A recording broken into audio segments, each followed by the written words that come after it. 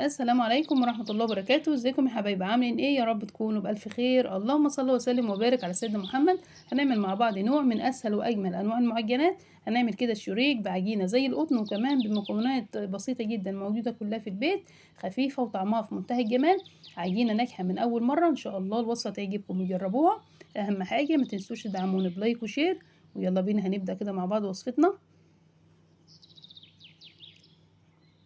في البداية كده معايا بولة نزلت فيها بنص كوباية من الحليب الدافي، معايا كمان نص كوباية من المية الدافية. نزلت كده بكمية بسيطة خالص من المية. معايا كمان معلقة كده من الخميرة الفورية، وكمان نص كوباية من السكر. المقادير هسيبها لكم مكتوبة في صندوق الوصف. هندوب السكر كويس جدا، وكمان نتأكد من جودة الخميرة. مقادير بسيطة جدا، ان شاء الله الوصفة تعجبكم وتجربوها. هنزل عليهم بنص كوباية من الزيت، وهنبدأ كده نقلب كويس جدا.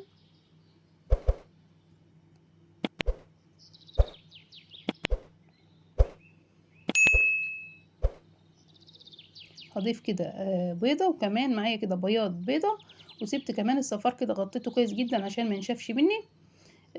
علشان هندهن بيه كده وش الشريك قبل ما يدخل طبعا الفرن. نزلت كده بمعلقة بربع معلقة من الملح، وكمان معلقة كبيرة من الخل، عشان طبعا الخل محسن لأي معجنات، وكمان بيطري لي كده العجينة وهي طالعة من الفرن، وكمان بيضيع معايا ريحة الزفارة. معايا كده نص كيلو من الدقيق منخول كويس جدا، وكمان ضفت له كده ربع معلقة من البيكنج باودر. ما نزودش خالص في البيكنج باودر. هنبدأ كده نزلنا بالدقيق، هننزل طبعا هنبدأ كده نقلب كويس جدا. اهم حاجة في المعجنات بتخدميها كويس جدا في العجين. كل كده ما بتعجنيها بتديكي كده نتيجة كويسة جدا في الاخر، وكمان بتعملي كده للعجينة عرق كويس. فان شاء الله الوصفة هتعجبكم جدا وسهلة كمان. جربيها كده في نص كيلو من الدقيق. هنبدأ نعجن كويس جدا. لو احتاجت مني مية معايا كمان باقي الكوباية، باقي نص الكوباية اللي انا ما نزلتش بيها كلها. ببدأ كده باخد كده شوية بشوية. لما العجينة كده احتاجت مني مية بزودها، مش محتاجة خلاص، هي لسه محتاجة مني. هنزل كده بكمان شوية مية. بعجن العجينة كويس جدا. اخدمي العجينة وان شاء الله هتلاقي طبعا النتيجة هايلة جدا في الاخر. بدأت خلاص تلم معايا ما شاء الله. العجينة طرية، وكمان ملمسها ناعم وجميل جدا. دهنة بسيطة كده من الزيت، وهبدأ طبعا اغطيها واسيبها كده عشان تخمر. هخمرها طبعا نص تخميرة بس، لان لسه هنسيب كمان الشريك ده عشان يخمر معانا قبل ما يدخل طبعا الفرن. سيبيها كده في مكان دافي. خمرت معايا ما شاء الله. وكمان هبدأ كده اقطعها وهوزنها. طبعا لو عندك ميزان هوزنها كده 70 جرام على الميزان. يعني في حدود كده، يعني قد رغيف العيش الفينو. ممكن كمان تزودي الحجم ده او تقلليه براحتك خالص. ال70 جرام مناسب جدا للشريط. هنبدأ طبعا نكورها تكورة كويسة جدا، وهنسيبها كده ترتاح. واهم حاجة في العجينة بنغطي كده، بنقطع الكمية اللي احنا عايزينها، وكمان بنغطيها عشان ما تعملش مني كده قشر او تنشف مني. كيس تلاجة كده او بكيس نايلون متوفر عندك. هنبدأ كده نغطيها عشان وقت الفيديو. هقطع كده الكمية كلها، وهنبدأ طبعا نغطيها مع بعض. خلصت كده الكمية كلها، وهبدأ كده اغطيها. وبتجيبي كده من بداية ما انتي قطعت العجين او قرصتيه. هنبدأ كده نفرد زي ما بتفردي عجينة الفينو بالظبط. طبعا على حاجة على شكل كده مستطيل او دايرة براحتك خالص. وهنبدأ كده نعمل رول. اهم حاجة طبعا في الرول بتاعنا بنثبت كده بايدينا العجين عشان تعمل معاكي طبقات وتورق معاكي. الخطوة دي طبعا بتورق معايا الشريك، بيبقى طبقات كده من جوه، وكمان بيبقى خفيف وهش جدا. هنقفل كده العجينة كويس جدا. وهنبدأ طبعا نعمل كده الكمية اللي احنا محتاجينها، والباقي طبعا لازم بيكون متغطي كويس. نفس تقفيلة العيش الفينو بالظبط. بتقفلي كويس عشان العجينة طبعا ما تفتحش معاكي. بتضغطي كده بصوابعك على كل لفة من لفات الرول. الخطوة دي طبعا بتورق معاكي الشريك.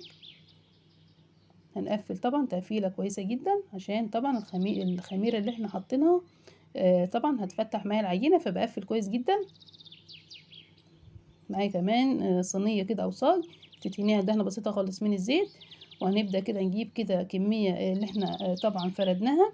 هنبدأ نعمل كده رول، او هنبرم كده العجينة. كل ما بترفعي حجم العجينة بيديكي طبعا شكل جميل جدا، كمان بيكون هش وخفيف جدا معاكي. وبرومي براحتك خالص، ورفعي حجم العجينة براحتك خالص، ما تخافيش. عجينة ما شاء الله سيبناها مرتاحة وطرية معانا، بتشكليها زي ما انت عايزة. هنبدأ كده نبرم في البداية، واهم حاجة وانت بتلفي كده الشريط تسيبي مسافة كده او مساحة، ما تقفلوش جامد علشان ما يكونش مكتوم معاكي. وفي الاخر كده بتبططي الحتة الاخيرة دي وبتسيبيها خلاص، بتقفليها كده من تحت. وهنحطه طبعا على الصاج عشان هنسيبه لسه، هنغطيه وهنسيبه كمان عشان يرتاح.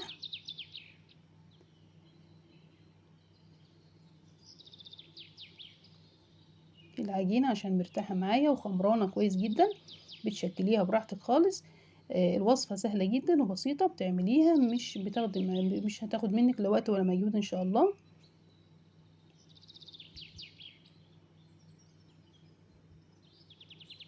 تتفرد معاكي بكل سهولة.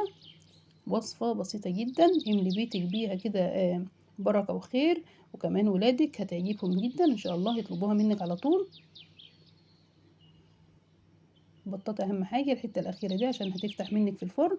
خلصنا كده طبعا الكمية كلها عشان وقت الفيديو. معايا كده صفار البيضة اللي كنا شيلناه، ضفت له كده نص كوباية من الحليب، وكمان رشة بسيطة خالص من الفانيليا علشان طبعا ريحة الزفارة. دهنا كده طبعا. اهم حاجة الفرن بتاعك يكون على اعلى درجة، مش ياخد معاكي ربع ساعة بالظبط في الفرن وهتطلعيه.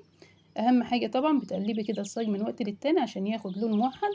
براحتك خالص اللون بتاعه او لون الوش براحتك خالص. رشة كده من السكر الحبيبات بيدي لون وكمان شكل جميل جدا للشريط.